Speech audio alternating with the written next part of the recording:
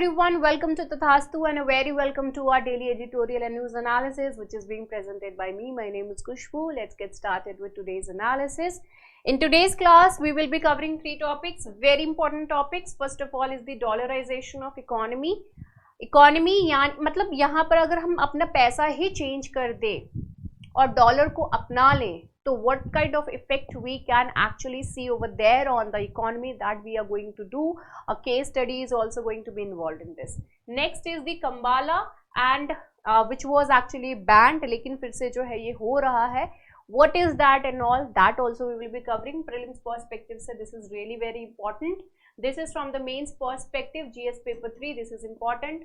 Maersk poll boycott is actually getting down.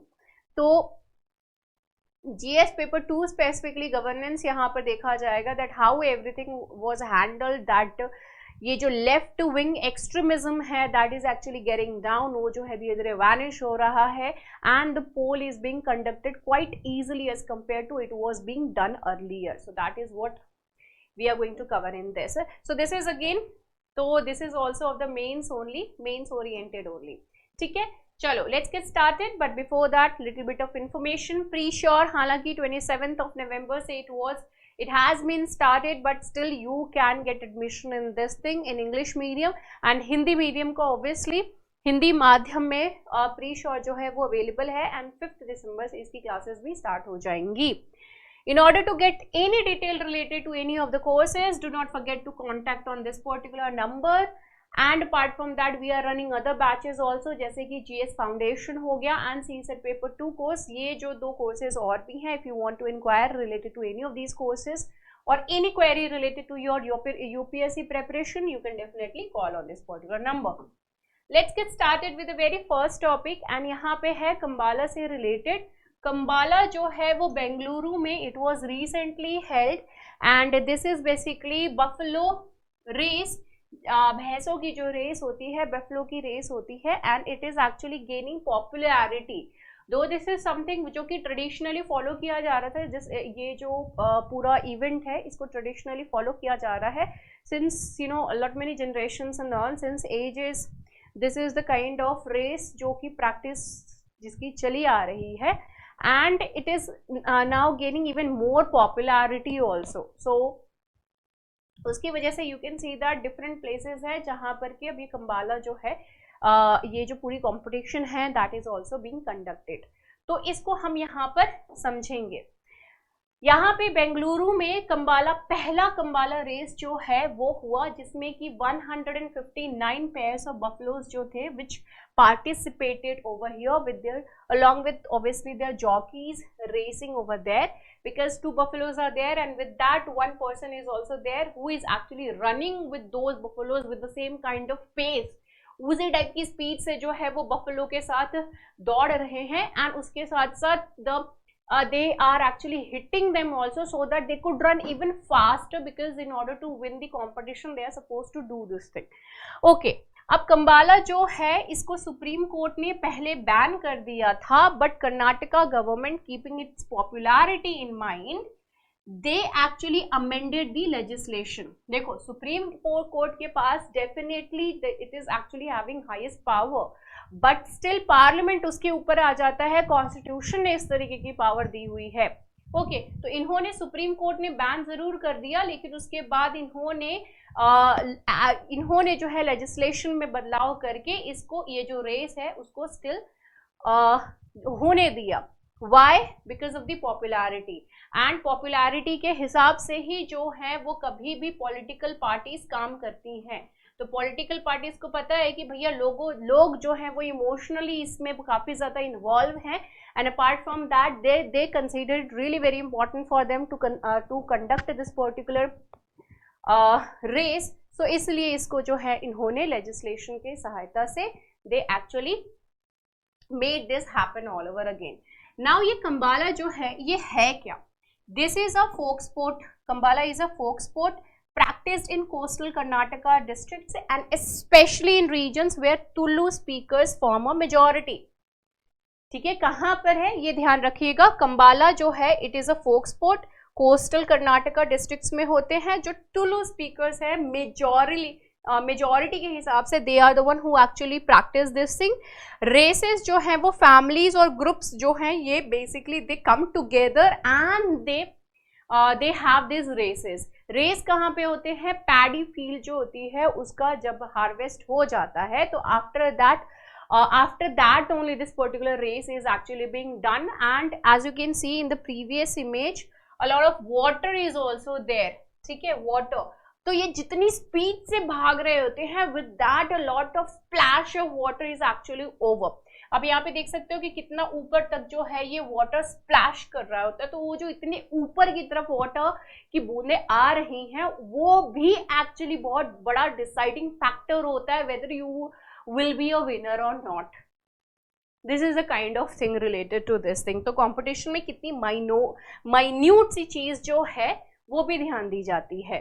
So more recently various Kambala Samitis or organizing bodies have come up which actually host weekly events from the end of the November till the first half of the April across the Dakshina Kannada and Udupi districts. कहाँ पे होती है? दक्षिणा Kannada and Udupi districts जो होती हैं यहाँ पर अप्रैल के फर्स्ट हाफ तक जो है ये रेस चलते रहते हैं नवंबर से लेकर के वहां तक, मतलब end of November.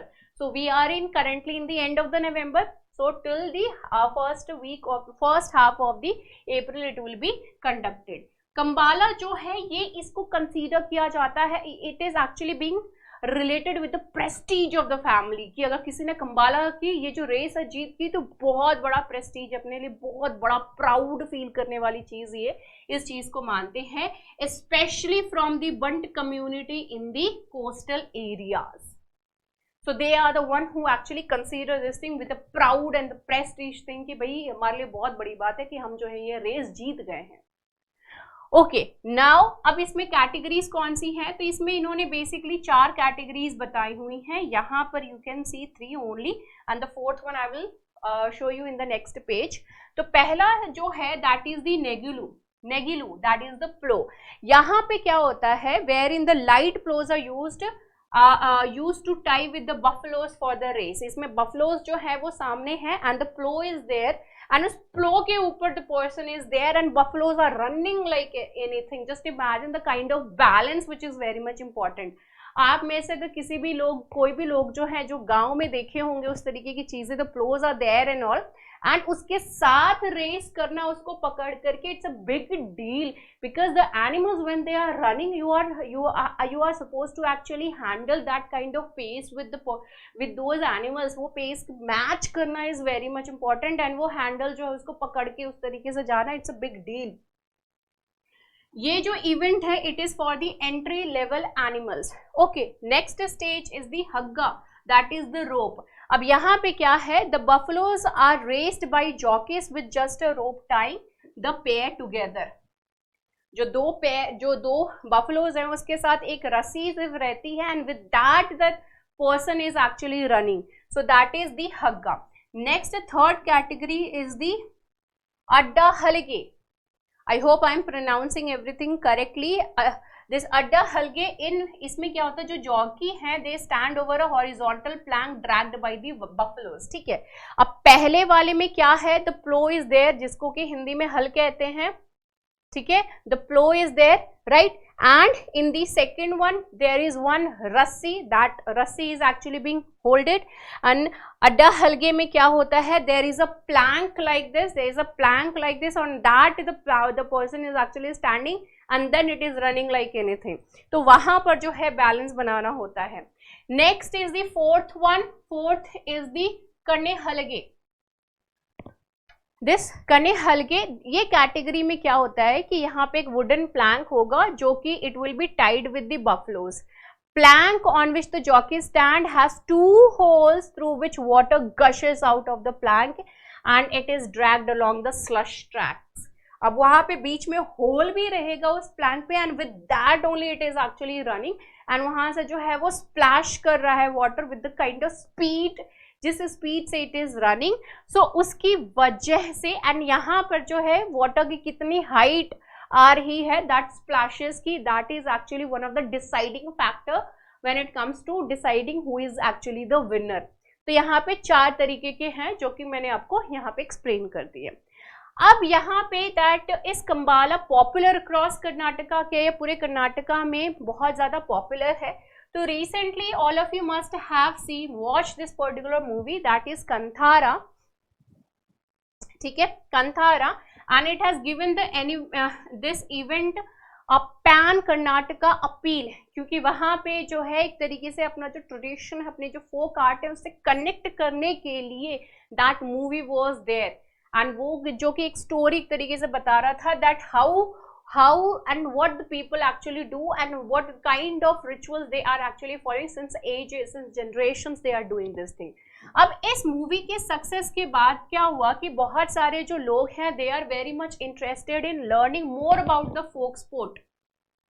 They want to know more about themselves and that is really very good sign कि इस मूवी ने जो है बहुत अच्छा काम किया है. Now the people want to know about their roots which is really very good thing. ठीक है. Now in order to ensure this thing, यहाँ पे क्या हो रहा है कि डिफरेंट ऑर्गेनाइजेशंस, मतलब ऑर्गेनाइजर्स जो हैं वो डिफरेंट इवेंट्स कंडक्ट करा रहे हैं so that they could know about their folk sport. Now in order to ensure that यहाँ पे जो है अच्छे नंबर ऑफ टीम्स जो है उसमें पार्टिसिपेट करें कंबाला में, and specifically when it comes to the Bengaluru, यहाँ पर जो इंसेंटिव दी जा रही है that has been, that is now 50,000 rupees. It was actually being offered to bring buffaloes to Bengaluru for the event. 50,000 रुपए दिए जा रहे थे, आप अपने बफलोज को बेंगलुरु लेकर के आओ for this particular event. So definitely a lot many people will be going over there. Prize money is definitely one factor, but apart from that buffaloes लेकर के रेस में पार्टिसिपेट करने के लिए भी this much of amount is actually being given. अब यहाँ पे कह रहे हैं कि जो कंबाला है इसको क्यों आउटलॉ किया गया था, इसके ऊपर क्यों जो है वो बैन लगाई गई थी. What was the reason behind this thing, ban लगाने के पीछे का जो है वो रीजन क्या है. तो उसको बैन लगाने के पीछे का रीजन है that is the ethical treatment of animals, because when this kind of run race is actually going on, इस तरीके की जो रेस है वो चल रही है, तो with that only you can see this thing कि यहाँ पर with this there is one stick and with that the person is actually hitting animal and animal को बहुत जोर से मार रहे हैं, जिसकी वजह से that those animals are trying to run even faster. and इसको इन सभी चीज़ों को ट्रेन करने के लिए उनको जो है थोड़ा हार्श तरीके से ट्रीट किया जाता है. तो इसको लेकर के प्ली जो है वो फाइल, बहुत सारी प्लीज जो है वो फाइल करी गई थी in order to ban these kind of traditional sports event जो कि इतने सालों से होते आ रहे हैं. एंड हियर एनिमल अब्यूज को जो है पॉइंट आउट किया गया था. सुप्रीम कोर्ट ने ये सारी चीज़ों को देखा and later on they have also seen, you must have seen that जो बफलोज होते हैं एंड दी ऑक्सन ऑल्सो बैल एंड ये सभी के नाक में जो है वो होल करके with that one kind of this thing, you can let me show you here.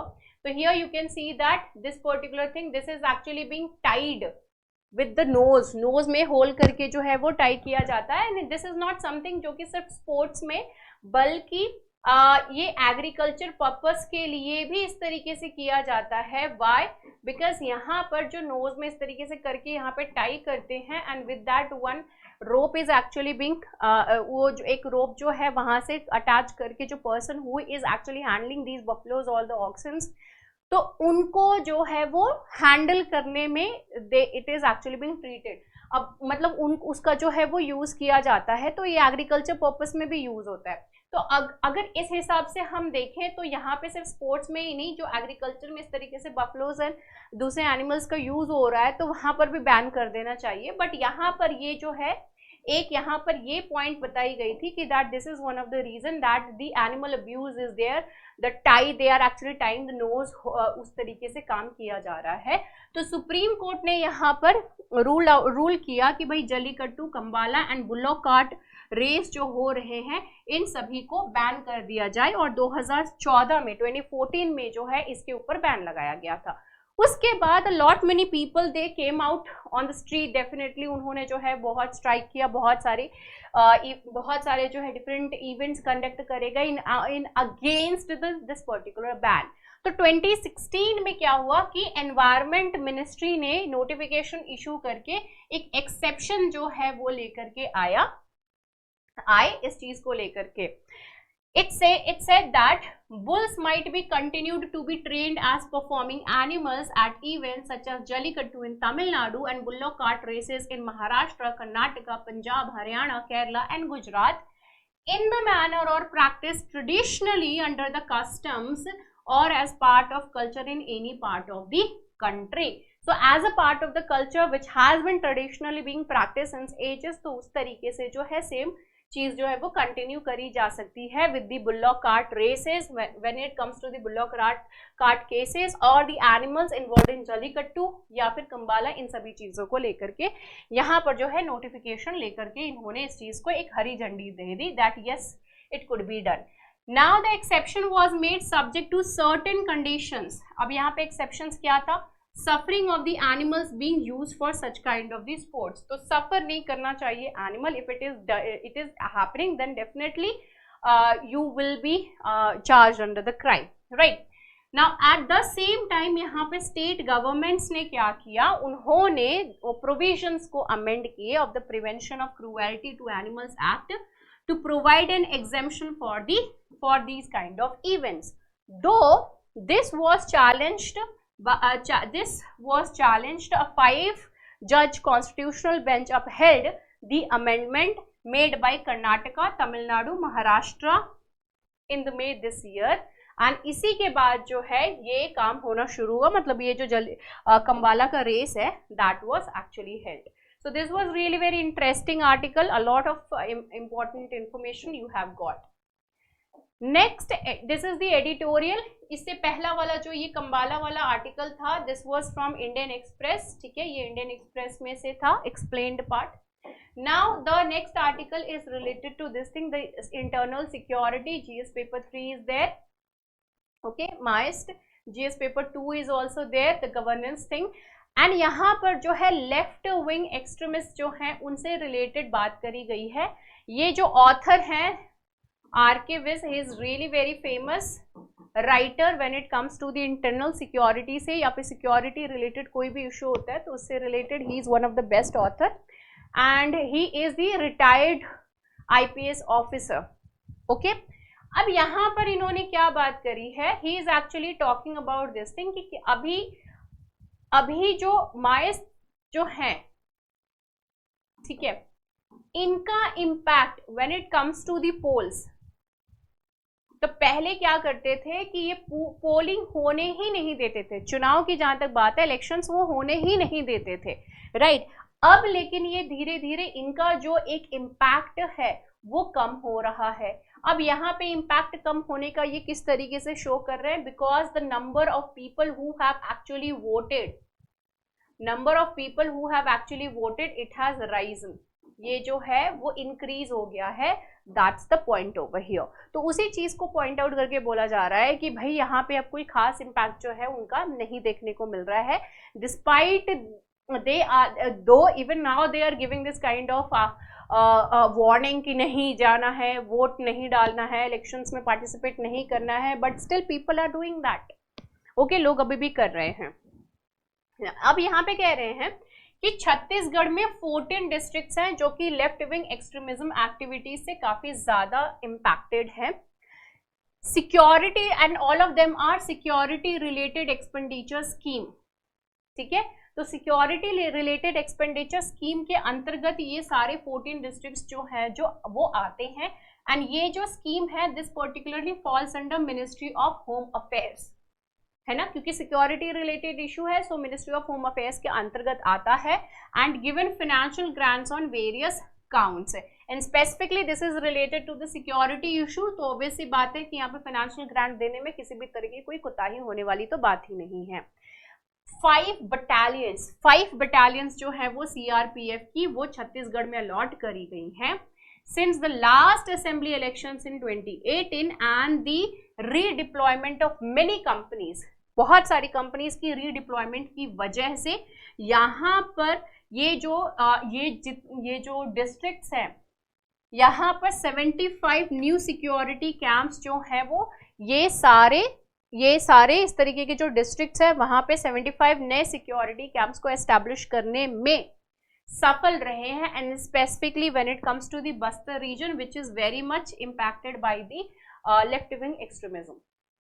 ठीक है, ये जो है इससे बहुत ज्यादा इम्पैक्टेड है इस वजह से। अब इसके अलावा बस्तर फाइटर्स फोर्स जो है, यहाँ पर बस्तर फाइटर फोर्स के अंतर्गत रिक्रूटमेंट हुई है, जिसमें कि 2000 से ज्यादा लोकल यूथ, जिसमें कि विमेन को भी रिक्रूट किया गया 2000, तो उसमें नियरली अबाउट 260 विमेन जो है रिक्रूट करी गई हैं from 7 districts of the Bastar range, and all of them were suppose to be there for in order to so that की वोटिंग की जो प्रक्रिया है वो आराम से हो सके।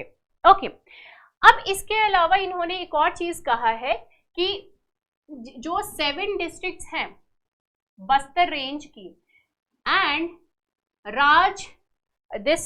राजनंदन गांव, all of these fall under the Dandakaranya specialization zone DKSG। ठीक है, तो 7 डिस्ट्रिक्ट्स हैं बस्तर रेंज की और राजनंदन गांव की, ये सभी जो है दंडकारण्य स्पेशल जोन के अंतर्गत आती हैं। North Rajnandgaon, Kabirdham and Mungeli district of Chhattisgarh under the Maharashtra Madhya Pradesh Chhattisgarh, Maharashtra Madhya Pradesh Chhattisgarh, इसके अंतर्गत कौन कौन सी है? North Rajnandgaon, Kabirdham, Mungeli district, ये सभी जो हैं वो इसके अंतर्गत, ये छत्तीसगढ़ की वो MMC के अंतर्गत आती हैं, MMC के स्पेशल जोन जो है उसके अंतर्गत आती हैं। इसके अलावा इस दी गड़ियाबंद, धमतारी एंड महासमंद डिस्ट्रिक्ट्स, ये सभी जो है अपना बॉर्डर शेयर करती हैं ओडिशा से, एंड हम सभी को पता है कि Odisha is also having the influence of the left wing extremism, right, under the influence of Odisha State Committee of the banned CPI Maoist। इसके अलावा एक डिस्ट्रिक्ट की यहाँ पे मेंशन करा है इन्होंने बलरामपुर का, जो कि छत्तीसगढ़ में है। इसके जो बॉर्डर है it shares with Jharkhand, and यहाँ पर कोयल शंख zone of the Jharkhand regional committee, ये जो स्पेशल एरिया है यहाँ पर भी it is actually impacting. It means that अगर आपको मुझे एक्सप्लेन करना हो, it's like that suppose this is the Chhattisgarh, यहाँ पे जो है ये डिफरेंट स्टेट्स के साथ अपना बॉर्डर शेयर कर रहा है। ठीक है, तो डिफरेंट इनके साथ जो है अपना बॉर्डर जब ये शेयर कर रहा है, तो ऑब्वियस सी बात है कि it will B impacting these areas also, and इनके ऊपर भी इन्फ्लुएंस ऑब्वियस सी बात है कि देखने के लिए मिलेगी। सो that is what it is actually saying, talking about over here, right. अब इसके अलावा जो माओस जो है वो दंकारण्य रीजन में 1980s से ही काफी ज्यादा वहां पे एक्टिव रहे हैं, बहुत टाइम से। अब इसके अलावा यहाँ पे इन्होंने कहा है the strategy and tactics of the Indian revolution, जो कि डॉक्यूमेंट है CPI माओइस्ट की, यहाँ पे एकदम क्लियरली कहा गया है that there is no objective basis in India for exposing the parliamentary system from within, and it can be best done by direct propaganda and organizing the people against the parliamentary and election system on the basis of election boycott slogan। कि आप जो है parliamentary system को completely एकदम खराब तभी कर सकते हो, इसको जो है आप एक्सपोज तभी कर सकते हो when you are not voting, when you are actually raising slogans against the parliamentary system. इनका जो इलेक्शन सिस्टम है इसके अगेंस्ट काम करो, पार्लियामेंट्री सिस्टम के अगेंस्ट काम करो, स्लोगन जो है वो रेज करो, then only you would be able to expose the parliamentary system. ये इनके strategy and tactics of Indian revolution जो है उसके अंतर्गत स्पेसिफिकली इन्होंने इस चीज को मेंशन करी हुई है। So it means that not voting is one of their agenda, vote नहीं करना है एंड इलेक्शन के अगेंस्ट में हमेशा रहना है। तो you can actually relate this thing कि जब भी इलेक्शन होता है they are the one who don't want to participate and they don't want you to participate. Okay, they don't want anyone to participate, that is the point over here. ठीक है, अब obvious सी बात है कि security issues in सारी चीजों की वजह से होती हैं, लेकिन अभी का अगर आप टाइम देखो तो यहाँ पे इस बार बहुत ही अच्छे से इलेक्शंस हुए हैं। मायोस जो है वो अपने रूल बुक के हिसाब से चलते हैं, वो अपना पैम्पलेट्स जो है वो इशू करते हैं, उसके अलावा ये वॉल्स को पेंट करेंगे and they will B they hanging the banners also that boycott election, boycott so and so, these kind of things, they will be doing all these kind of things. 9 SRE districts है जिसमें कि जो severely affected districts भी आती हैं. The elections for 20 assembly seats were held in the first phase on November 7 and in the rest of the districts for 70 seats on November 17. The first phase was crucial for the left-wing extremism point of the view. पहला जो है, अब left wing extremism point of view से अगर हम देखें तो पहला फेज बहुत ज्यादा मैटर करता है, क्योंकि आप जो पहला इवेंट कुछ हो रहा है उसी इवेंट में बहुत धमाल मचा दी, एकदम बहुत ज्यादा जो है लोग जो है पार्टिसिपेट ही नहीं कर रहे हैं, no one is actually coming out, then definitely, या फिर बहुत कम लोग आ रहे हैं, वो कम लोगों को आप नेक्स्ट टाइम जो है डरा करके उनको भी नहीं आने दे सकते हो. So this is the reason why ये पहला जो फेज था वो बहुत ज्यादा इंपॉर्टेंट था. नाउ अब पोलिंग बूथ जो है वो एक्चुअली इंक्रीज कर रहे हैं, ठीक है, पोलिंग बूथ इंक्रीज कर गए हैं. उसके अलावा जो रेलोकेशन ऑफ पोलिंग बूथ होता है कि भाई यहाँ पर हमने पोलिंग बूथ लगाया, मॉयस ने जो है बहुत आतंक मचा दिया, उसके बाद वहां से शिफ्ट करके किसी और जगह पे ले कर गए, वहां पे भी वही चीज हो रही है. तो it mean shifting of the polling booth is actually kind of indicator कि भाई यहाँ पे we are not able to handle them, ठीक है, and they are having really very good impact on us, right? तो यहाँ पे जो बूथ का रेलोकेशन है वो भी काफी ज्यादा कम हो गया है. तो it means that this is a good sign, ये बहुत ही अच्छा साइन है. And this is related to the Bastar range जो कि लेफ्ट विंग एक्सट्रीमिज्म से काफी ज्यादा impacted है. Okay, now the challenge for the security forces was bigger, and that too in the southern districts of the Sukma. Sukma is also very much disturbed area जहां पर कि DM को भी किडनैप कर लिया गया था, if you could remember, right. तो ये कुछ बहुत ही सीवियरली अफेक्टेड ये रीजन्स हैं, डिस्ट्रिक्ट्स हैं. तो ऑब्वियसली बात है, these are really very important one. Dantewada का भी वही हाल है, Bijapur is also there. So ये these are the places which claim the revolutionary people's council, that is the Janata Sarkar, to be more influential in putting the boycott in effect in the previous elections. तो previous elections में ये जो जनता सरकार थी इन सभी का ज्यादा इम्पैक्ट देखने के लिए मिला था, बट नाउ दिस टाइम ये जनता सरकार जो है इनका कोई खास इम्पैक्ट देखने के लिए हमको नहीं मिल रहा है. सुकमा की अगर हम बात करें जो कि बहुत ही severely affected, worst affected district है, the polling registered an overall increase of about 8%, which is really very good sign. So really very, huge clap for the people who worked really hard to make this particular thing happen. And आप खुद सोचो कि इतना ज्यादा violence जहाँ पे होता है, these people are working and they are actually making people come out to vote. That is really very good thing. So much of effort they must have put in.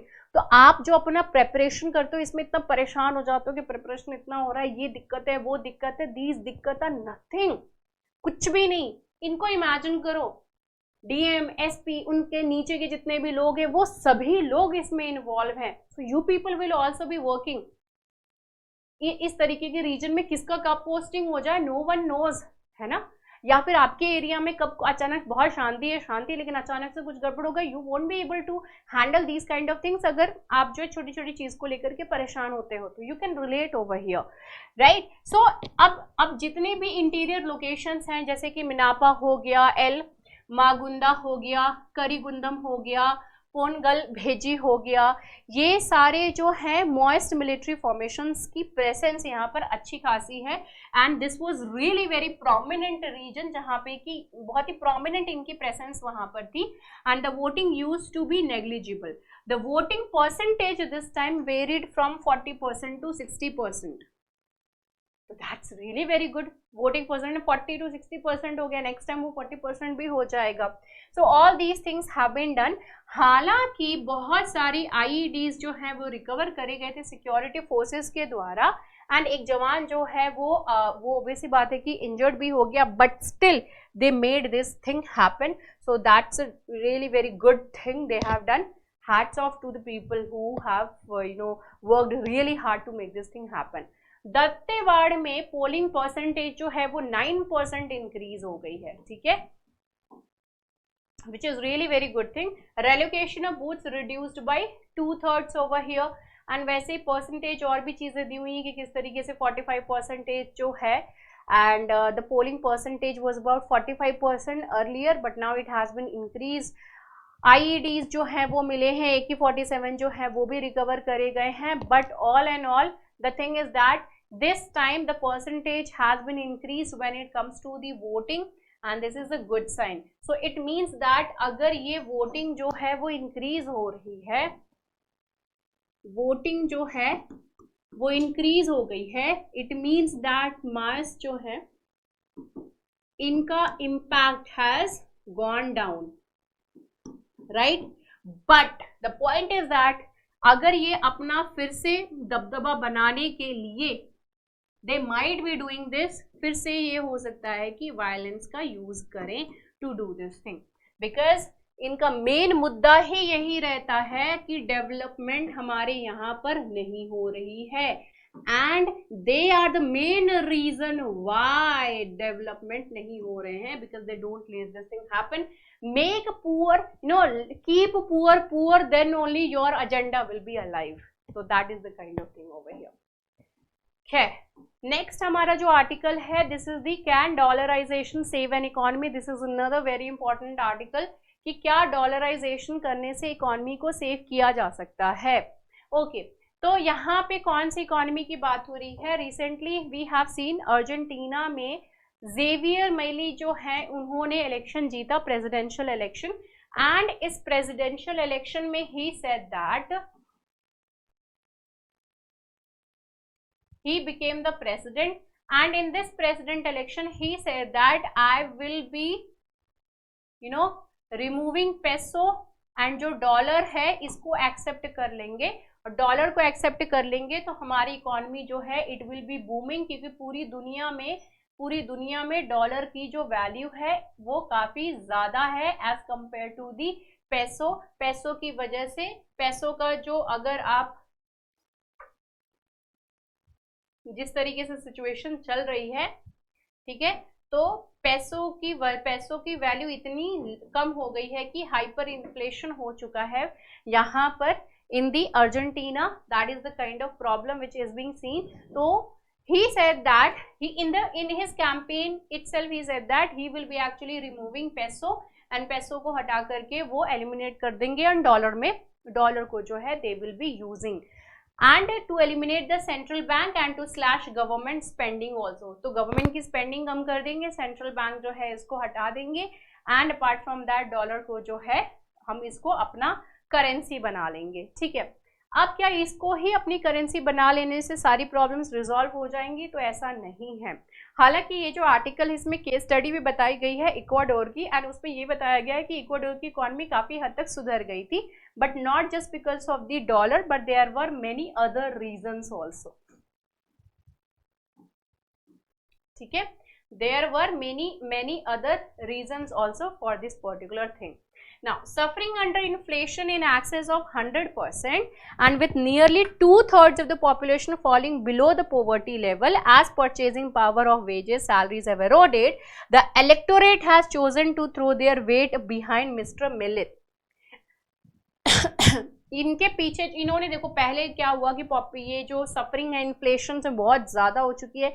Previously when we had covered, when he had actually won the election, उसी time हमने Argentina का case देखा था कि कैसा चल रहा है वहाँ पे. Population maximum majority of the people they are below poverty line, they are suffering.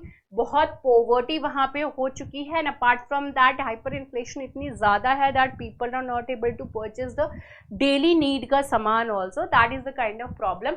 So when Javier he came up with this kind of solution, तो लोगों को लगा कि हमने बहुत सारी चीज़ें ऑलरेडी ट्राई कर रखी हैं, why not do this thing. So that is the reason why he has actually one. ये इनका बहुत ही मेजर, इन्होंने इस चीज़ को हाईलाइट करके ये काम किया था. Later on, dollarization as a medium term goal and ruling out the immediate lifting of the currency controls when he takes the office, that is what he will be doing. लेकिन the point is that इनके पास जो dollar की reserves हैं वो बहुत ही कम है. Okay, क्योंकि आपका पास अपना जो पैसा है वो सबसे ज्यादा होना चाहिए, बट इनके पास डॉलर के रिजर्व्स ऑलरेडी बहुत कम है, तो how they will be actually dealing with the inflation? Inflation will be actually it will increase even further. Why dollarization? Dollarization ही क्यों? क्योंकि यहाँ पर इन्होंने ये चीज कहा कि dollarization of our economy that might actually help us to fight hyper inflation. Hyper inflation को फाइट करने के लिए it might be helping, because it will be actually breaking the feedback link between rising prices and rising money supply. अगर domestic currency जो है उसको आप dollar से रिप्लेस कर दो तो money supply can no longer be controlled by vested political interest who can increase spending for the political ends over here. अब इन सारी चीजों को यहाँ पर लिंक किया जा रहा है. हालांकि the people are saying that dollarization can have positive effect on the growth. हो सकता है, मतलब पॉजिटिव इफेक्ट तो होगा, लेकिन एक small economy can only access dollars through foreign trade. एक छोटी इकोनॉमी जो है वो फॉरेन ट्रेड से डॉलर्स को एक्सेस करती है, या फिर कैपिटल इनफ्लोस के through it would incentivize the economy to focus on export successes and easing conditions for the foreign capital to come over there. उनके ही कंट्री में आकर के काम करने के लिए, अपना इन्वेस्टमेंट करने के लिए दे कैन एक्चुअली इंसेंटिवाइज कि भाई आप यहाँ पर आओ, we will be providing you this kind of freedom और टैक्सेशन फ्री रहेगा, all these kind of things they can be. Who would be more willing to invest in an economy with a stable currency over there? Now, adoption. अब भाई dollars को अगर आप adopt कर लेंगे as a currency, it implies that economies lose an important source of policy leverage with monetary policy now unable to control the money supply, because they won't be able to do that, because पहले जो था वो पैसों के हिसाब से सारी चीजें चल रही थी. अब अचानक से dollar is there, so these kind of management जो है it will be not there, because first of all they have to increase the dollar का collection over there in their economy. Now on the foreign trade front, countries would no longer be able to recourse to depreciation to boost the exports, focusing only on export promotion to stave off the downturns. और यहाँ पे क्या है कि export ढेर सारा करना होगा, सो दैट ढेर सारे पैसे जो डॉलर्स हैं उनकी कंट्री में आए, so that अच्छा खासा dollars will be there, so then only their country will be later on running in a very good way, otherwise it won't be doing anything good for them. अब यहाँ पे Ecuador के experience को यहाँ पे इन्होंने लिया है कि एक्वाडोर जो है they also did the same thing, Panama also did the same thing, and El Salvador जो है they also did the same kind of thing. लेकिन यहाँ पे स्पेसिफिकली एक्वाडोर जो है उसकी केस स्टडी इन्होंने यहाँ पर ली है, and they pointed out that Ecuadorian economy they suffered a series of debilitating crises in the late 1990s with the economic output contracting by almost 7%. 7% से भी कम हो गया था. इन्फ्लेशन जो है वो रफली अराउंड 67% थी. जो इनकी डोमेस्टिक करेंसी थी sucre, it actually depreciated almost 200% in 1999. 200%, इतना ज़्यादा इसकी जो है इसकी डिवैल्यूएशन हो गई थी. तो यू कैन अंडरस्टैंड कितना ही ज़्यादा डिफरेंस हो गया, कितना ज़्यादा डिफरेंस हो गया होगा. लेटर ऑन दे डिसाइडेड 2000 में कि भाई हम जो है वो डॉलर को अडॉप्ट करने जा रहे हैं. तो Ecuador they actually persisted with the dollarization. Later on this economy has shown considerable progress since then. They did show this thing, progress हुआ, इनकी इकोनॉमिक ग्रोथ हुई, सोशल वेलफेयर भी कर सके. वर्ल्ड बैंक ने जो एस्टिमेट किया है कि 2001 से 2014 में 4.5% की इनकी रियल जीडीपी ग्रोथ देखने के लिए मिली है, which is very good. Poverty rate जो है that has also fallen down. 36.7% था 2007 में, जो कि 22.5% हो गया 2014 में. And apart from that inequality की अगर हम बात करें तो 9 percentage points over this particular period they have seen this thing, it has actually dropped. Inequality काफ़ी हद तक कम हो गई है. सो यू कैन सी कि एक्वाडोर में काफ़ी ज़्यादा पॉजिटिव इम्पैक्ट्स जो है वो देखने के लिए यहाँ पर मिल रहे हैं. So that is the point over here. Now what is the role of the policy? अब यहाँ पे ये चीज़ कह रहे हैं कि डॉलराइजेशन ही एक इकलौती या आपके पास एक सॉल्यूशन है. ठीक है, this is not the only solution actually. ठीक है, this is not the only solution. when it comes to the success of the Ecuador also, right? So Ecuador is helped by significant reserves of oil and gas as well. They were having the reserves of this thing, तो इनके पास export करने के लिए अच्छा खासा बहुत सारी ढेर सारी चीजें थी, right? Now the commodity जो है it actually boom in 2000 greatly. अभी इस इकोनॉमी को काफी हद तक जो है वो बूस्ट मिली थी because of the oil and the gas reserve, काफी ज्यादा, because previously we saw in order to get lot of dollars in your country, dollar को जो है अपनी कंट्री में लेकर के आना है, so for that you need to do exports करना होगा, तभी डॉलर आएंगे ढेर सारे, एक्सचेंज करना, भैया पैसे जो है हमको डॉलर्स में चाहिए, लाइक दैट. तो for that they were already having these kind of reserves, so it actually help them. Reduction हुआ ऑयल प्राइसेस का 2014 में, ठीक है. तो जब 2014 में इसमें ऑयल एंड गैस के प्राइस में रिडक्शन हुआ तो ऑब्वियस सी बात है इनकी इकोनॉमिक ग्रोथ में भी रिडक्शन देखने के लिए मिली, एंड उसके बाद डेट एंड डेफिसिट जो लेवल है it has actually started increasing, bringing new challenges over to the economy, ठीक है. The government Rafael Correa from 2007 to 2017 oversaw an expanded role for the state in a dollarized economy, right? इसके बाद apart from this thing they are saying that कि ये oil जो इनके reserves थे, nationalization of oil fields, they also did this thing. लेकिन अब जब नेशनलाइजेशन कर दिया आपने ऑयल फील्ड्स का, तो ऑब्वियसली बात है जो foreign companies they were there in order to invest in these companies, they won't be able to do that because everything has been nationalized now, just like the nationalization of the bank which happened over here in India, just like that. So it means government is handling everything. तो इसकी वजह से भी एक तरीके से जो है डॉलर्स का इन्फ्यूजन होना it has actually stopped. Now they also restructured some of the Ecuador's foreign debt, defaulting on certain bonds it deemed illegitimate that provided unfair gains to private parties. Now apart from that it increased from roughly 5% of the GDP in 2006 to 10.3% in 2011, right? Dollarization may have broken back of the inflation, but active fiscal policy played an important role in ensuring sustainable growth. Because growth, देखो कभी भी एक चीज को ध्यान में रखना, growth होना अलग बात है, लेकिन सस्टेनेबल तरीके से ग्रोथ होना, ठीक है, ये एक अलग चीज है.